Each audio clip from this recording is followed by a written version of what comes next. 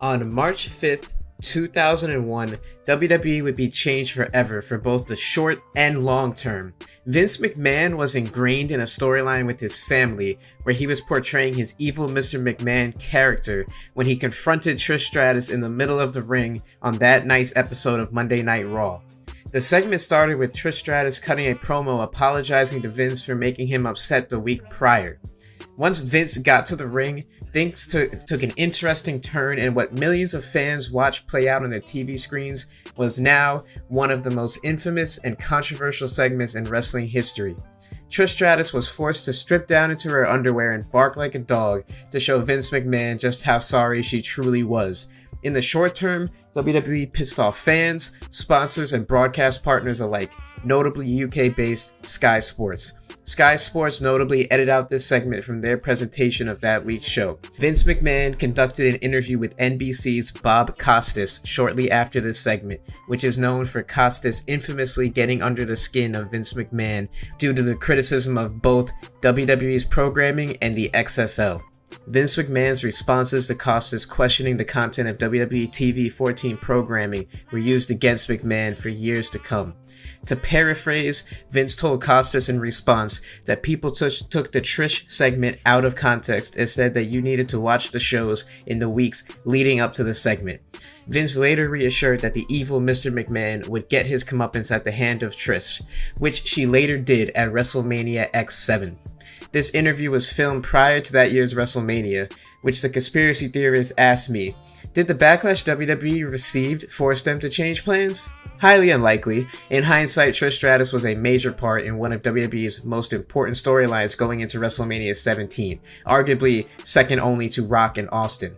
We all know at WrestleMania 17 that everything went fine and dandy for Trish as she got one of the biggest pops of the night by slapping Stephanie McMahon and Mr. McMahon. In the years that followed, Trish would go on to be the face of the WWE Women's Division, having multiple title reigns, going into the Hall of Fame, and being regarded as the greatest women's wrestler of all time. This infamous segment from 2001 still lives on as a flaw in her resume to some, an iconic part of WWE history to others. But to Trish, this storyline with McMahon was crucial for women's wrestling because she was involved in a main storyline and stood up to the evil Vince McMahon and, quote, became a full-time wrestler. She would later go on in an interview to state, quote, everything we did, including that segment, was worth it. It was completely worth it for the character and the evolution of the character. Yes, this was a segment on a scripted entertainment show. Some people have a tough time separating wrestling from real action sport, which is one of the things that makes wrestling so fascinating. Some look at it as sport while others look at it as entertainment. There's very few in between. For all intents and purposes of this video, I must go on record and say, no, the real-life Vince McMahon did not degrade the real-life Trish Stratus. They were two actors portraying a love story on TV. In my video, Chris Benoit Ruined Wrestling, I briefly touched upon a point that Congress used this segment against Linda McMahon during her Senate run, representing the Republican Party. This information inspired this video I made today. Let's take a look at how this infamous segment would change wrestling forever. In 2008, WWE post-Benoit would change their television rating from TV 14 to TV PG, a move that many people suggest killed wrestling. This move was largely influenced by Linda McMahon's political aspirations, paired with the Benoit incident. But let's focus on Linda McMahon, the N-word, while she is attempting to secure a seat in Congress. Both Linda and Vince stated that they expected opposing politicians, notably Democrats, to use the content of WWE against her. But what WWE did not expect was the nature of which the opposition would use their content. Republican Rob Simmons, who was Linda McMahon's primary opposition in the 2010 Connecticut Senate race, began running an aggressive ad campaign against McMahon and WWE. In these campaigns, he would allege that Linda was behind an allegation protecting a Pennsylvania doctor involved in steroid allegations. He would showcase segments of the character Eugene being bullied by Triple H and McMahon, amongst other things, notably Katie Vick. But most notable, he would focus on this segment from 9 years ago, which featured Trish Stratus barking like a dog at the command of the evil Mr. McMahon. Keep in mind, this segment took place 9 years prior to the election. Rob Simmons would then say that WWE lies to their fans and Linda aids in helping WWE whitewash its ugly past. Simmons would show this segment in congressional meetings and pick apart WWE and Vince McMahon in front of many a politician. It is wild to me that a 15-minute segment from WWE would be used by Congress in an attempt to get people to stop supporting WWE. Ultimately, as we know, WWE is an international conglomerate and cannot be stopped. WWE ran a house show in Connecticut days before Election Day, which led to Democrats basically accusing WWE of cheating on Linda's behalf and even trying to ban voters from wearing WWE shirts. WWE was not anticipating this kind of barking like a dog did just that. Let's be clear that none of these changes went into effect until after the TV-14 era was removed and the PG era was ushered in, as women were still being portrayed as sex symbols and involved in raunchy storylines throughout the Ruthless Aggression era. First, shortly after Linda's Senate run, WWE put a renewed emphasis on women's wrestlers. Charlotte Flair, Sasha Banks, Becky Lynch, and Bayley were part of ample time for promos and storytelling. It's comical to me that during Linda's Senate run, the quote-unquote divas were given mere minutes and promoted as bathroom break matches at WrestleManias and other pay-per-views.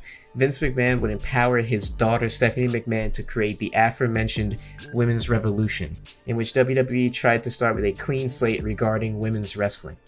In reality, what we got from this was Charlotte Flair beating Nikki Bella for the Divas Championship and retiring that belt and bringing in the quote WWE Women's Championship. Nikki Bella's title reign is not fondly remembered and featured a number of short matches. Nowadays in 2021, women are portrayed as equals to the men on television, which is a great thing. But we are clearly in the infancy of women's wrestling, and the best is yet to come, in my opinion. Next, WWE stopped trying to walk the line of being a wrestling company and/or entertainment company. Gone are the days of raunchy segments like Batista and Melina hooking up in the locker room, or Kurt Angle assaulting Booker T's wife in the locker room. WWE has firmly planted its flag in the middle of sports and entertainment, and now offers us a show with little to no edge, aside from the occasional quote, bitch tossed around in promos. Sure, we've seen women be sexy in very short spurts, like Eva Marie's wardrobe malfunction, or Alexa Bliss changing the locker room. Nowadays, on wrestling shows, we don't see a lot of anything. We just see matches, generic promos like, I am going to hurt you, wrestler A, and then wrestler B will respond, let's have a match. There's very few in-depth, enshrined storytelling, over-the-top, entertaining segments, and a lot of that is due to the exposure that this Vince McMahon and Trish Stratus segment got in Congress. Let's be honest. The government, they run everything, and the government got to WWE. In 2020, Raw Underground was launched by Shane McMahon as part of Monday Night Raw.